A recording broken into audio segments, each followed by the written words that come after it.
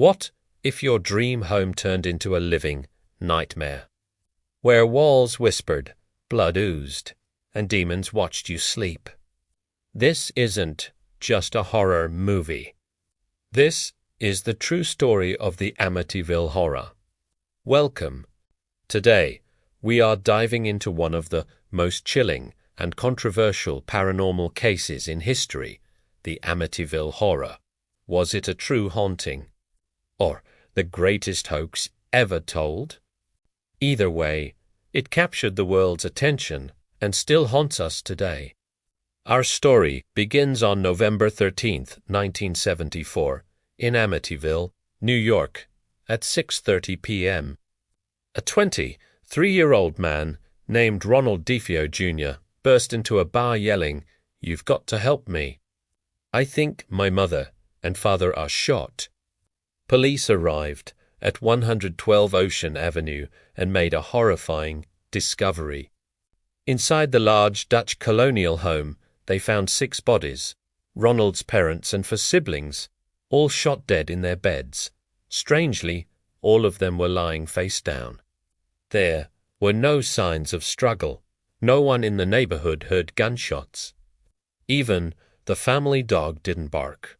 The next day, DeFeo confessed, "Once I started, I just couldn't stop. It went so fast." He claimed he heard voices telling him to kill.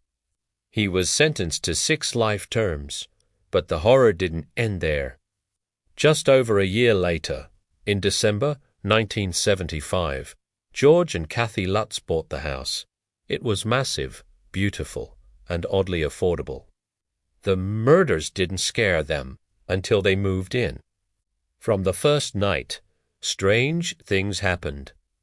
George would wake up every night at 3:15 a.m., the exact time of the murders. Cold spots appeared throughout the house, even with the heat on. Doors slammed by themselves. A swarm of flies filled the sewing room in the middle of winter. Their daughter made an imaginary friend, a pig-like demon named Jody. Kathy claimed she levitated off the bed.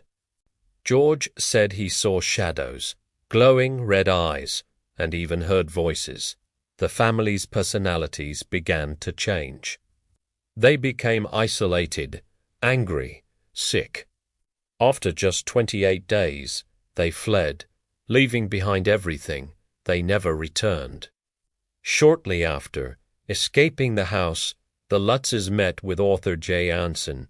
Together, they released The Amityville Horror in 1977, a book based on their experience. It sold millions of copies. 2 years later, the story became a film, a box office hit, and a horror classic. The Amityville house became world famous, but so did the controversy. Were the Lutzes telling the truth or selling a story? Paranormal investigators Ed and Lorraine Warren visited the house in 1976. They declared it truly haunted, possessed by a demonic entity. Lorraine claimed she felt an overwhelming sense of evil in the basement, but others weren't convinced. A lawyer who worked with the Lutzes said they made it up over a bottle of wine.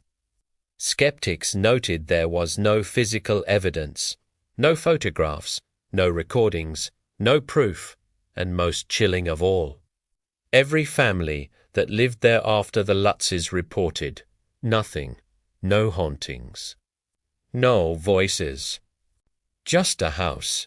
So, was it real or an elaborate hoax? The original address, 112 Ocean Avenue, was changed to keep away tourists. But the house still stands, beautifully remodeled and repainted. Multiple families have lived there peacefully. Some say the evil left with the Lutzes. Others say it was never there to begin with. But one thing is certain. The Amityville Horror changed how we look at hauntings forever. So, what do you believe? Was the Amityville house truly haunted, Or was it all just a twisted tale for fame and fortune? Drop your thoughts in the comments. Like, share, and subscribe for more terrifying true stories. Next week, we're uncovering the haunting that inspired The Conjuring. Until then, sleep with the lights on.